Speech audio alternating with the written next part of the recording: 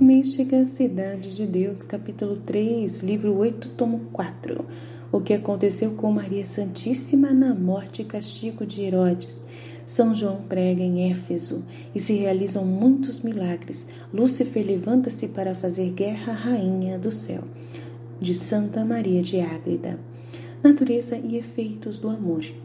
No coração da criatura racional, o amor produz alguns efeitos semelhantes aos da força da gravidade sobre a pedra.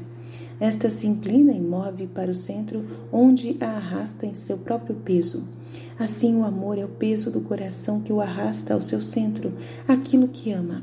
Se alguma vez, por necessidade ou inadvertência, põe atenção noutra coisa, a propensão do amor permanece de tal modo tensa que, semelhante à mola, fá-lo voltar ao seu objeto. Este peso e atração do amor parece que, de algum modo, tira a liberdade do coração, porque o sujeita e faz servo do que ama.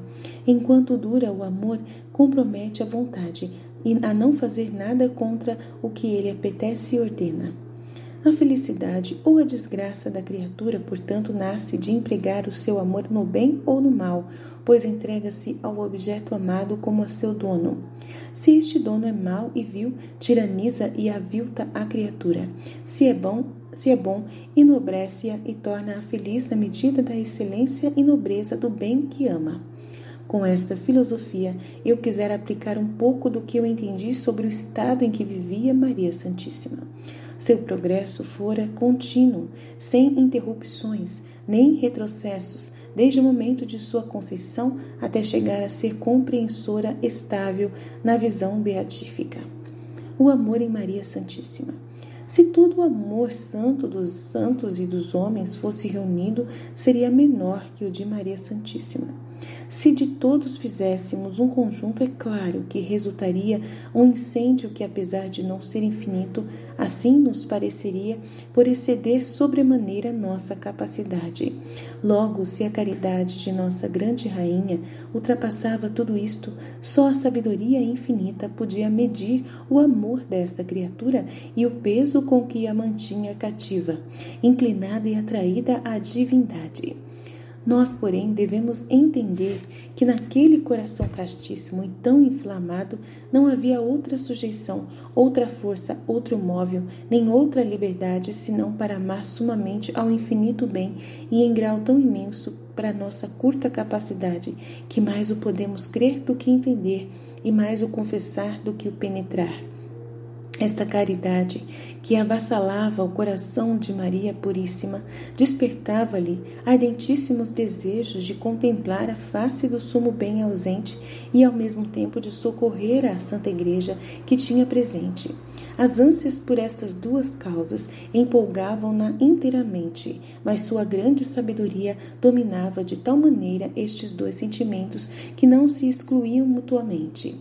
Por se entregar a um, não abandonava o outro e se dava inteiramente a ambos, com a admiração dos santos e plena complacência dos santos dos santos. Maria e o rei Herodes.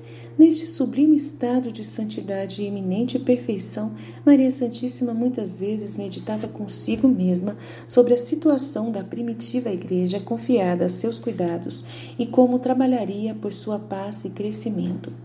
Em meio à sua solicitude e anelos, foi-lhe de algum alívio e conforto a libertação de São Pedro, que como chefe acudiria ao governo dos fiéis. Outro tanto quanto Lúcifer e seus demônios expulsos de Jerusalém, privados por então de sua rainha, permitindo aos seguidores de Cristo respirar um pouco ao se acalmar a perseguição. A divina sabedoria, porém, que com medida e peso distribui a pena e o descanso, quis que a prudente mãe, por esse tempo, recebesse muito claro conhecimento das más condições de Herodes. Viu a fealdade abominável daquela infelicíssima alma, seus desmedidos vícios e repetidos pecados que irritavam a indignação do todo-poderoso e justo juiz.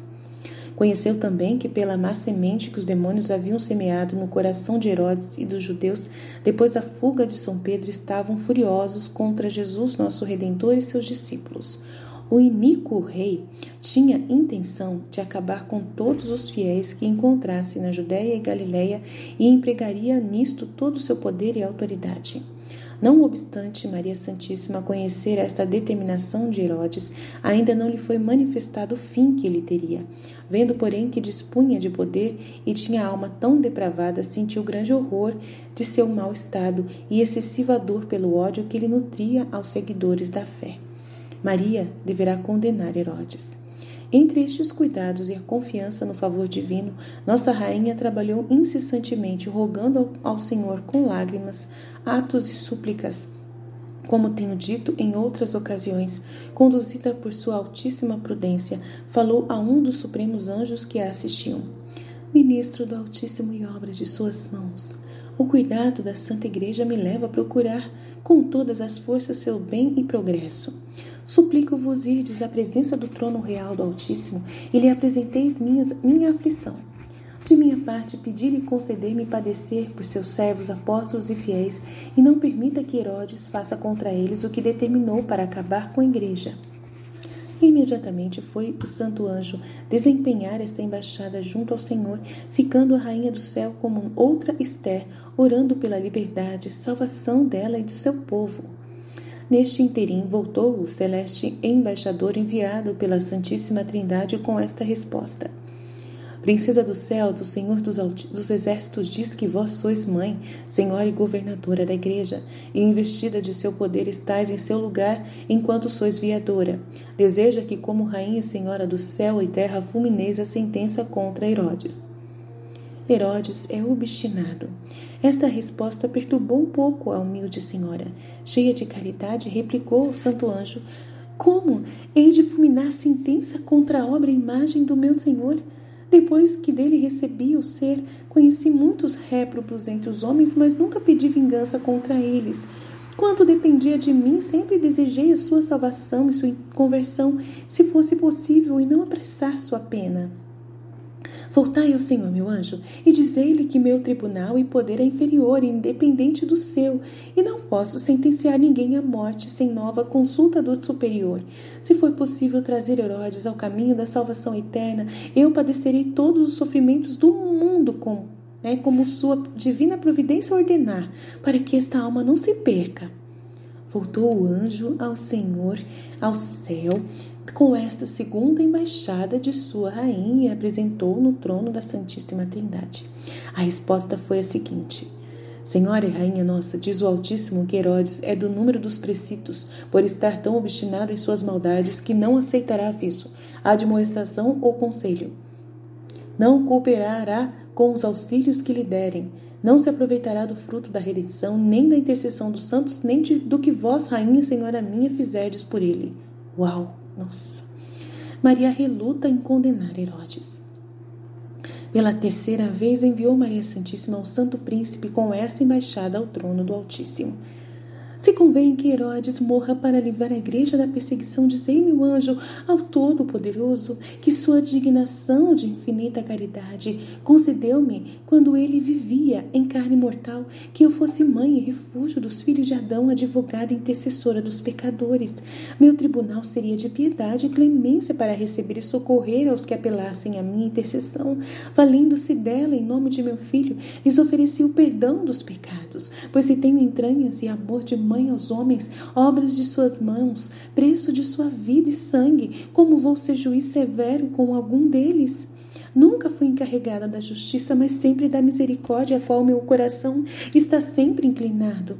Agora ele se perturba entre a piedade do amor e a obediência de executar a rigorosa justiça. Apresentai, meu anjo, novamente este cuidado ao Senhor e perguntai se ele consentiria na morte de Herodes sem que eu o condene. Maria declara a sentença de morte. Subiu o santo mensageiro com essa terceira embaixada que a Santíssima Trindade ouviu com grande agrado e complacência pela piedosa caridade de sua esposa. Voltou, o santo anjo informou a piedosa senhora: Rainha nossa, Mãe de nosso Criador e Senhora minha, Sua Majestade Onipotente diz que vossa misericórdia é para os mortais que se quiserem valer dela, de vossa poderosa intercessão, e não para os que a desprezam, como fará Herodes. Vós sois Senhora da Igreja, com todo o poder divino, e assim vos pertence usar dela na forma que o convém. Herodes deve morrer e há de ser por vossa sentença e ordem.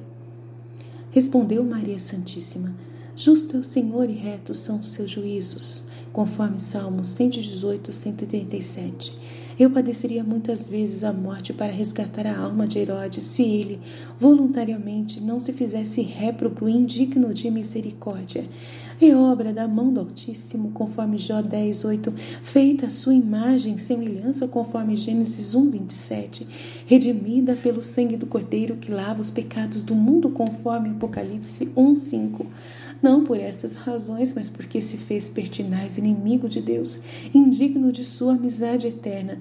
Eu, com sua retíssima justiça, condeno-o à morte que merece, e não chegue a praticar as maldades que pretende, e assim não mereça maiores tormentos no inferno. O poder de julgar dado a Maria. O Senhor operou esta maravilha para a glória de sua Mãe Santíssima e em testemunho de a ter constituído Senhora, assemelhando-se nisto ao seu Filho Santíssimo. Não poderei explicar melhor este mistério do que com as palavras de Jesus no capítulo 5 de São João, onde fala de si mesmo. Não pode o Filho fazer algo que o Pai não faça.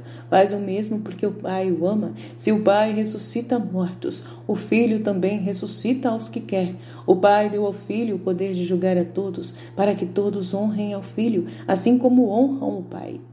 Mas abaixo acrescenta que lhe deu este poder de julgar porque era filho do homem ou da natureza humana que recebeu de sua Mãe Santíssima, sabendo-se a semelhança que a Divina Mãe teve com o Filho, da qual muitas vezes falei, entender-se-á a correspondência entre mãe e filho, como entre o Filho e o Pai neste poder de julgar.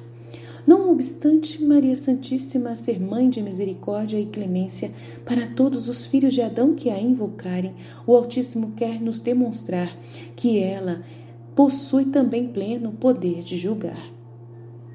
Quer que a honrem como honram seu Filho e Deus verdadeiro. Como a sua verdadeira mãe, ele lhe deu o mesmo poder que tem, no grau e proporção dos direitos de mãe, embora pura criatura. Morte de Herodes. Com este poder, a grande senhora mandou o anjo a Cesareia, onde estava Herodes, e como ministro da justiça divina lhe tirasse a vida. Prontamente executou o anjo a sentença conforme diz São Lucas, conforme Atos 12, 23. O anjo do Senhor o feriu e, devorado pelos vermes, morreu o infeliz Herodes temporal e eternamente. Esta ferida foi interna, dando-lhe resultou a infecção e os vermes que miseravelmente o consumiram. Do mesmo texto consta que depois de ter degolado São Tiago e da fuga de São Pedro, Herodes desceu de Jerusalém a Cesareia, onde resolveu algumas questões com os habitantes de Tiro e Sidônia. Depois de alguns dias, vestido de púrpura real, sentado no trono, fez uma peroração ao povo, exibindo grande eloquência. O povo por lisonja pôs-se a aplaudir e a aclamar por Deus. E o torpíssimo Herodes, envaidecido e louco, aceitou aquela bajulação popular. Nesta hora, diz São Lucas, por não ter dado honra a Deus, mas por a ter usurpado com voz soberba, o anjo do Senhor o feriu. Este pecado foi o último que encheu a medida de sua maldade, mas não foi só por ele que mereceu castigo, e sim por todos os que antes também cometera.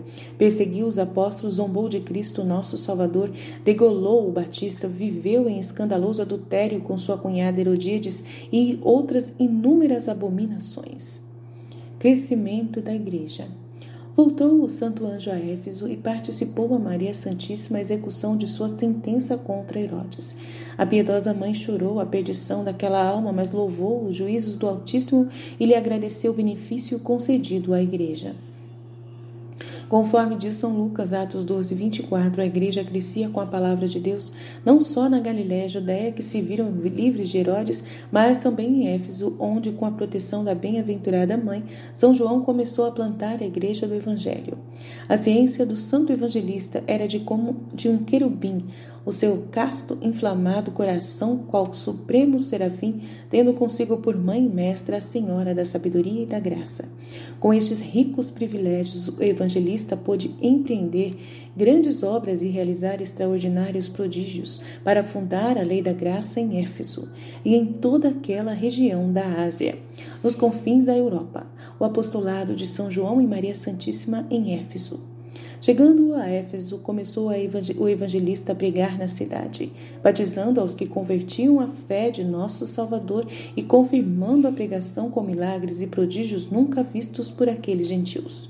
Nas escolas dos gregos havia muitos filósofos e sábios em suas ciências humanas, ainda que cheias de erros. O santo apóstolo os convencia e instruía na verdadeira ciência, empregando não só milagres e sinais, mas também argumentos da razão com que fazia mais crível a fé cristã. A todos que se convertiam logo enviava a Maria Santíssima e ela catequizava a muitos, como lhes conhecia o íntimo e inclinações. Falava-lhes ao coração e os enchia de influência da luz divina. Fazia muitos milagres, libertando endemoniados, curando enfermos, socorrendo os pobres e necessitados. Trabalhava com suas próprias mãos, visitava doentes e hospitais, curando-os e servindo-os pessoalmente. Em sua casa, a piedosa rainha reservava roupas para os mais pobres e necessitados, assistia a muitos moribundos e naquele perigoso transe conquistou muitas almas, arrancando-as da tirania do demônio e encaminhando-as ao seu Criador. Foram tantas as que trouxe ao caminho da verdade e da vida eterna e as obras prodigiosas que fez para este fim, que muitos livros não bastariam para descrevê-las. Não se passava um só dia em que não aumentasse o cabedal do Senhor com os habitantes frutos das almas que lhe conquistava. Reação do demônio. O crescimento que todos os dias a primitiva igreja ia alcançando por intermédio da santidade e trabalhos da grande rainha punha os demônios em furioso despeito e confusão. Apesar de se alegrarem com a condenação de cada alma que arrastavam as suas trevas, a morte e perdição de Herodes lhes causou tormento. Seguros de sua obstinação em seus abomináveis pecados, queriam mantê-lo vivo para lhe servir de excelente arma no combate aos seguidores de Cristo nosso bem. Permitiu a divina providência que Lúcifer e seus dragões infernais se levantassem do fundo do inferno, onde os derribava Maria Santíssima, como disse no capítulo passado. Depois de terem passado aquele tempo a forjar e preparar tentações para enfrentar a invencível Rainha dos Anjos, resolveu Lúcifer apresentar reclamações ante o Senhor contra Maria Santíssima, de modo semelhante como fez contra o santo Jó. Mas com muito maior indignação, com este pensamento disse aos seus ministros: lamúrias e pretensões de Lúcifer. Se não vencermos esta mulher, nossa inimiga, receio que sem dúvida destruirá meu império. Todos experimentamos a virtude mais que humana que dela procede, aniquila-nos e oprime, quando e como quer, e até agora não encontramos meio para lhe resistir e derribá-la. Isso me é intolerável. Se fosse Deus que, dando-se por ofendido de meus altos pensamentos e oposição, me vencesse, isso não me causaria tanta confusão, porque ele tem poder infinito para nos aniquilar. Esta mulher, todavia, ainda que seja mãe do verbo emanado, não é Deus, e sim pura criatura de baixa natureza. Não suportarei mais que me trate com tanta dominação e me arruine a seu capricho. Vamos todos combatê-la e queixemo-nos ao Onipotente como resolvemos. Foi o dragão alegar ante o Senhor seus falsos direitos, sendo ele anjo de natureza tão superior. Deus elevava com sua graça dons a quem era terra e pó, não a deixando em sua simples condição para os demônios a perseguirem e tentarem. Advirto aqui que estes inimigos não se apresentam diante do Senhor na visão de sua divindade, pois não a podem receber. Tendo, porém, ciência do ser de Deus e fé, ainda que reduzida e forçada nos mistérios sobrenaturais, por meio deste conhecimento se lhes concede que falem com Deus. E é o que se quer significar, quando se diz que estão em sua presença e se queixam ou mantêm algum diálogo com o Senhor. Combate entre Lúcifer e Maria Santíssima. Deu permissão onipotente a Lúcifer para pelejar com Maria Santíssima, mas não lhe foram concedidas todas as condições que pedia, porque eram injustas. A cada um concedeu a divina sabedoria, só a força que convinha para que a vitória de sua mãe fosse gloriosa, esmagando a cabeça da antiga e venenosa serpente. Essa batalha e seu triunfo continha mistérios, como veremos nos capítulos seguintes. Está descrita no capítulo 12 do Apocalipse, com outros mistérios de que falei na primeira parte desta história, quando expliquei esse capítulo. Agora noto apenas que a providência do Altíssimo ordenou este fato não só para a maior glória de sua Mãe Santíssima, exaltação do poder e sabedoria divina, mas também para ter justo motivo de aliviar a Igreja das perseguições que contra ela forjaram os demônios. A bondade infinita queria obrigar-se, dentro da equidade, a derramar na Igreja os benefícios e favores merecidos por estas vitórias de Maria Santíssima, as quais só ela podia conquistar. O Senhor continua sempre a usar deste método em sua Igreja, chama e prepara algumas almas escolhidas, membros da Igreja, para travar em combate com o dragão. Se com a divina graça o vencem, essas vitórias redundam em benefício de todo o corpo místico dos fiéis e o inimigo perde o direito e a força que possuía sobre eles. Doutrina que me deu a Rainha dos Anjos, Maria Santíssima. Decadência religiosa. Minha filha, enquanto descreves minha vida, insisto muitas vezes no estado lamentável do mundo, no da Santa Igreja em que vives e no maternal desejo de que me imites e sigas. Entende, caríssima, que tenho grande razão para te fazer participante de meu sentimento. Chora pelo que eu chorava na vida mortal e que ainda agora me afligiria, se pudesse sofrer. Asseguro-te que virão épocas nas quais converterás lágrimas de sangue sobre as calamidades dos filhos de Eva. Não podes conhecer tudo de uma vez, por isto te renovo notícia do que do céu vejo em todo o orbe e entre os que professam a santa fé. Volta, pois, o olhar para eles e vê a maior parte dos filhos de Adão nas trevas e erros da infidelidade, onde sem esperança de remédio correm a condenação eterna. Vê também os filhos da fé e da Igreja, como vivem descuidados e indiferentes a este mal, sem haver quem por isso se aflija. Desprezando a própria salvação, nem lembram da alheia, estando neles morta a fé e extinto o amor divino, não lhes dói que se percam as almas criadas por Deus e redimidas pelo sangue do Verbo feito homem. Relaxamento dos pastores. Todos são filhos de um Pai que está nos céus, conforme Mateus 23:9, e é obrigação de cada um cuidar do seu irmão na medida que lhe for possível socorrê-lo. Esta obrigação compete aos filhos da Igreja, que o podem fazer com súplicas e orações. Maior ainda é para os chefes e para os que por meio da fé cristã se sustentam e são mais beneficiados pela liberalidade do Senhor. Estes que por causa da lei de Cristo gozam tantas comodidades temporais e as convertem em satisfação e deleites da carne, são os poderosos que vão ser poderosamente atormentados. Se os pastores e autoridades da casa do Senhor só cuidam em viver regaladamente, sem assumirem suas obrigações, causam a ruína do rebanho de Cristo e são culpados do estrago que nele fazem os lobos infernais. Ó minha filha, que em lamentável estado deixaram cair o povo cristão, os potentados, os pastores e maus ministros que Deus, por seus secretos desígnios, lhe deu. Ó, que castigo e confusão os espera no tribunal do justo juiz. Não terão escusa, pois a verdade católica que professam os esclarece, a consciência os repreende, mas a tudo se fazem surdos.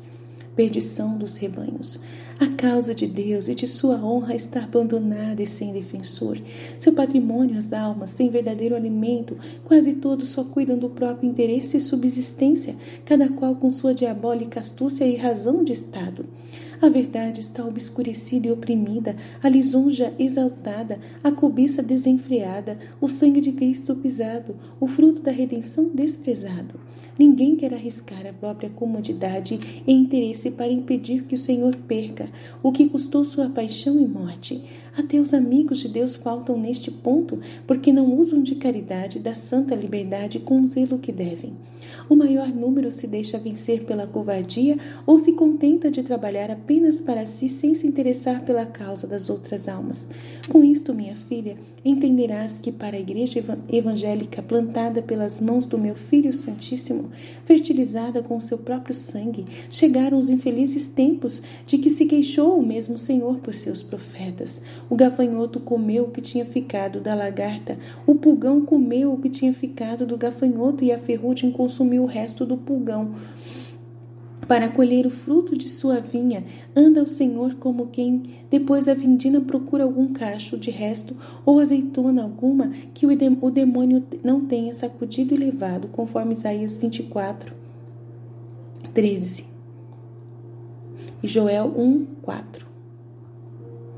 Chorar e combater pela salvação das almas. Dize-me agora, minha filha, como será possível, se tens verdadeiro amor a meu Filho Santíssimo e a mim, gozar de consolo, descanso e sossego de coração à vista de tão triste dano das almas? Ele as redimiu com seu sangue e eu com minhas lágrimas, que muitas vezes foram de sangue para conseguir sua salvação. Se hoje pudesse derramá-las, o faria com novo pranto e compaixão. Não me sendo possível chorar agora as tribulações da igreja, quero que tu o faças e não aceites consolação alguma, num século tão calamitoso e digno de ser deplorado. Chora, pois, amargamente e não percas o mérito desta dor, seja ela tão viva que não admitas outro alívio senão afligir-se pelo Senhor a quem amas. Adverte o que eu fiz para impedir a condenação de Herodes e para evitá-la aos que quiserem valer de minha intercessão. Na visão beatífica, rogo continuamente pela salvação de meus devotos. Não te amedrontem os trabalhos e tribulações que te enviar meu Filho Santíssimo para ajudares teus irmãos e assim zelares de seu patrimônio. Entre as injúrias que lhe fazem os filhos de Adão, trabalha tu para repará-las de algum modo, com a pureza de tua alma, que desejo seja mais de anjo do que de mulher terrena. Peleja as guerras do Senhor contra seus inimigos, em seu nome e no meu. Esmaga-lhes a cabeça, domina sua soberba e precipita-os nos abismos. Quando falares com os ministros de Cristo, aconselha-os a que façam o mesmo, usando o poder que receberam com viva fé para defender as almas e nelas a honra e glória do Senhor, mediante a virtude divina, as vencerão e as dominarão. Fiat.